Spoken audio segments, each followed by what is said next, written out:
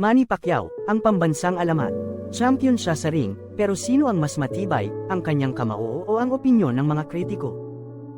Huwag isipin na laban lang sa boxing ang ginagawa niya.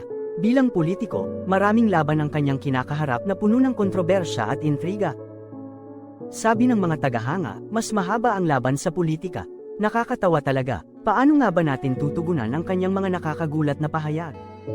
Kapansin-pansin, kahit anong sabihin niya, may dalang saya.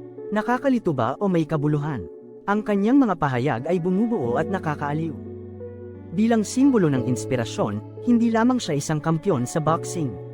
Ano ang mga aral na dapat matutunan ng bagong henerasyon mula sa kanyang natatanging karanasan?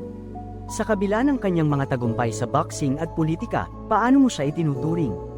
Isang pambansang bayani na nagbigay inspirasyon o isang kontrobersyal na personalidad na naharap sa mga hamon? Ibahagi ang iyong opinyon sa ibaba.